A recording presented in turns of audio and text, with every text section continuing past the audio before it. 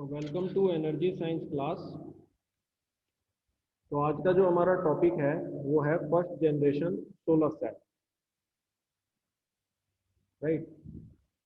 तो सन से जो सोलर रेडिएशन एमिट होते हैं वो ग्लास से ट्रांसमिट होकर एंटी रिफ्लेक्टिंग कोटिंग सरफेस पर इंसिडेंट होते हैं। ये एंटी रिफ्लेक्टिंग कोटिंग सरफेस है क्योंकि ये किसी भी प्रकार का रिफ्लेक्शन नहीं होने देगी और करीब 98% सोलर रेडिएशन जो है वो एंड डोप्ड सिलिकॉन लेयर तक पहुंच जाता है। तो एंड डोप्ड सिलिकॉन लेयर और पी डोप्ड सिलिकॉन लेयर आपस में ज्वाइन करके एक पीएन जंक्शन को बनाते हैं। राइट। तो स्टार्टिंग में डिफ्यूजन के कारण एक डिप्लीशन रीजन बन जाता है इस जंक्शन के दोनों तरफ।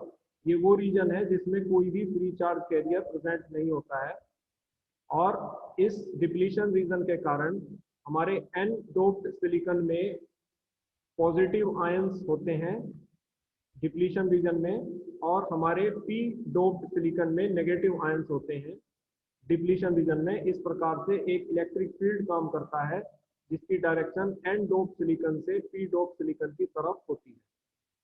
नाउ जब ये सोलर रेडिएशन हमारे एन डोप्ड सिलिकॉन में एंटर करेगा तो जो इलेक्ट्रॉन्स हैं, क्योंकि एन डोप्ड में इलेक्ट्रॉन्स जो हैं वो एक्सिस मेजॉरिटी कैरियर्स हैं, तो वो एनर्जी लाइट एनर्जी को गेन करके वैलेंस बैंड से एक्साइट होकर कंडक्शन बैंड में चले जाएंगे और एज ए रिजल्ट जो है वो होल्स जो हैं वो हमारे वैलेंस बैंड में क्रिएट होंगे। तो क्योंकि हमारा इलेक्ट्रिक फील्ड जो है वो एन डोप सिलिकॉन से पी डोप सिलिकॉन की तरफ लग रहा है, तो इसीलिए इलेक्ट्रॉन्स जो हैं इलेक्ट्रिक फील्ड से अपोजिट डायरेक्शन में मूव करेंगे from P dope silicon towards an dope silicon और ये यहाँ पर जो मेटल कॉन्टैक्ट्स हैं उनके द्वारा कलेक्ट कर लिए जाएंगे। इसी तरह से होल्स जो हैं वो इलेक्ट्रिक फील्ड की डायरेक्शन में चलेंगे from N dope silicon towards P dope silicon और इस मेटल बैकिंग के द्वारा वो कलेक्ट कर लिए जाएंगे और इस तरीके से एक इलेक्ट्रिक करंट हमें प्राप्त होगा। तो this is known as photovoltaic effect, जिस पर ये हमारा फर्स्ट जनरेशन सोलर सेल जो है वर्क करता है, जिसमें हमने सोलर एनर्जी को इलेक्ट्रिकल एनर्जी में कन्वर्ट किया है।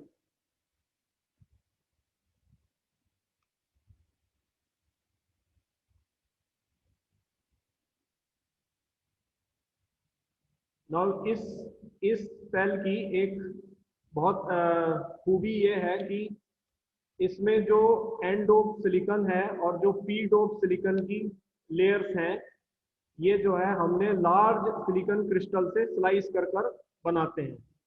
तो जो लार्ज सिलिकॉन क्रिस्टल होता है एंडोप लार्ज एंडोप सिलिकॉन क्रिस्टल से जो ये एंडोप सिलिकॉन की लेयर बनाई है और large P dope silicon crystal जिससे हमने ये पी डोप सिलिकॉन लेयर बनाई है, इसको स्लाइस करने में बहुत कॉस्ट आती है। तो ये इस सेल का एक डिसएडवांटेज है कि इसमें जो है वो एक कॉस्ट काफ़ी आती है इसको बनाने में। राइट। लेकिन इसका एडवांटेज ये है कि क्योंकि ये प्योर हमारा जो सिलिकॉन है वो हमारी मोनोक्रिस्टलाइन सॉलिड है, ठीक है, जिससे हमने ये लेयर्स को बनाया है, तो इसीलिए इसकी जो एफिशिएंसी होती है वो हाई होती है। राइट।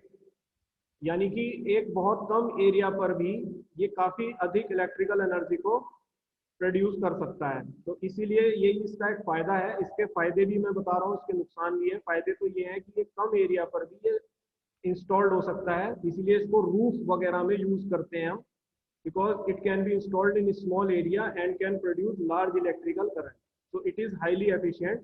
लेकिन इसका नेगेटिव एस्पेक्ट ये है कि ये कॉस्टली होता है, क्योंकि ये जो पी और एन डोप सिलिकॉन लेयर्स बनती हैं ये हम लार्ज सिलिकॉन क्रिस्टल से स्लाइस करके बनाते हैं, ठीक है, जो कि एक मोनोक्रिस्टलाइन सॉलिड होता है, तो इस कारण से ये बनाते हैं। दूसरा इसका जो डिसएडवांटेज है वो ये है कि ये जो सोलर रेडिएशन है उसकी वेवलेंथ को सेलेक्टिवली ही रिस्पॉन्ड करता है।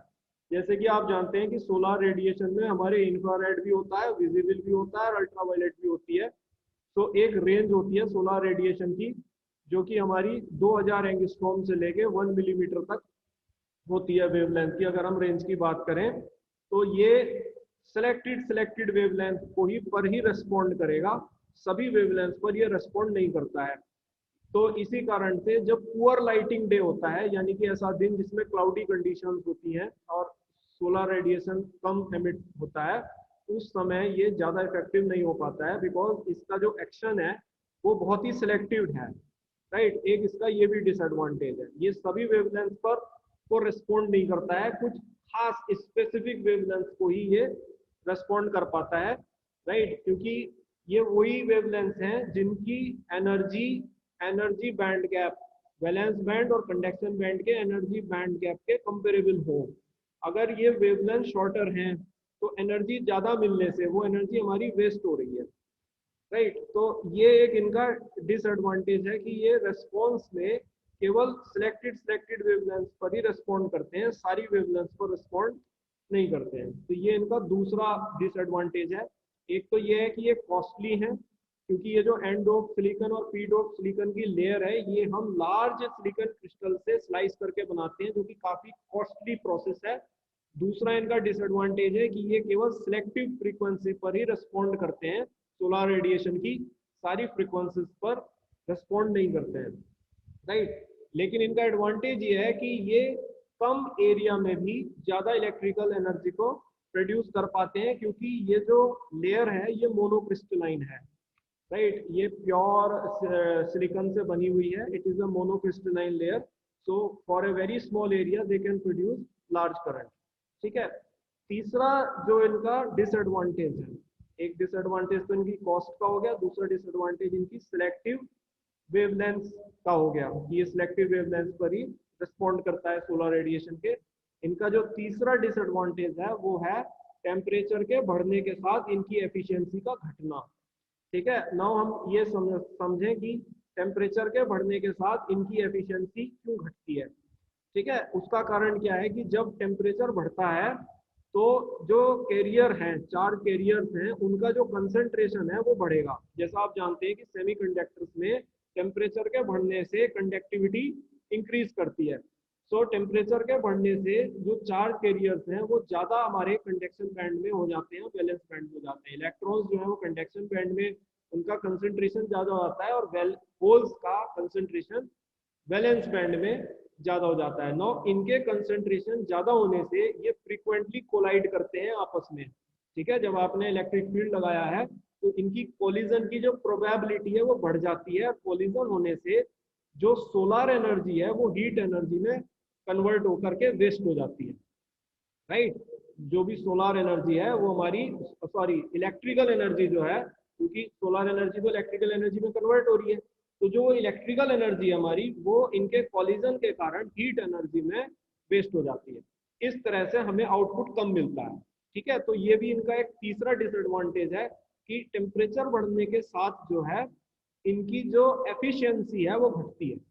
राइट, अब इन तीनों प्रॉब्लम्स को सॉल्व करने के लिए ही सेकंड जनरेशन सोलर सेल आए थे। राइट, पहली प्रॉब्लम यह है कि they are costly because the layers are chopped from large silicon crystal, and for slicing those layers it takes huge cost.